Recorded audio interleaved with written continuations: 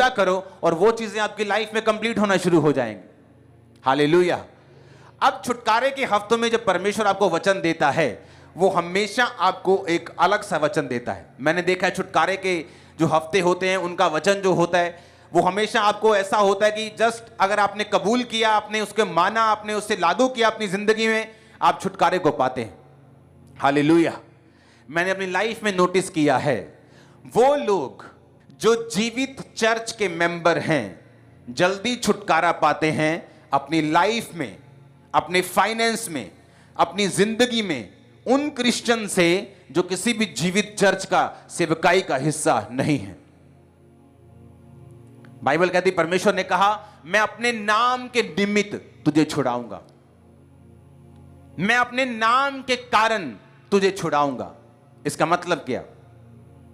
जब आप एक जीवित चर्च का हिस्सा बनते हैं तो आप सिर्फ एक मेंबर नहीं हैं चर्च के, आप उस चर्च के इवेंजलिस्ट हैं, आप उस चर्च के सुसमाचार प्रचारक हैं, आप उस चर्च के सपोर्टर हैं, आप उस चर्च के प्रीचिंग करने वाले, उसको उसके बारे में बताने वाले लोग हैं। क्योंकि ये एक दर्शन है, ये मेरा दर्शन नहीं। आपका पैसा, चर्च का पैसा मेरा पैसा नहीं।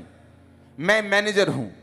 जैसे बैंक मैनेजर बैंक के पैसों का मालिक नहीं होता लेकिन उसे मैनेज करता है, उसी तरह से जब हम एक दर्शन में जुड़ जाते हैं कि परमेश्वर ने मुझे दर्शन दिया कि अब ऐसा होगा, अब इस तरह से कलीसिया जो है पंजाब में स्टैब्लिश होगी, टेंट चर्च होगी, शुरुआत की, एक दर्शन हुआ, लोगों ने बरकत पाई, लोगों ने नशों को छोड़ा, लाखों लोगों ने चंगाई को पाया, लोग सेव हुए, कई तो अब तक स्वर्ग भी चले गए होंगे, हां प्रभु में सोकर। इससे क्या हुआ? मैंने बरकत पाई क्योंकि मैंने परमेश्वर के वचन को सुना, उसके दर्शन को समझा, उसको फॉलो किया।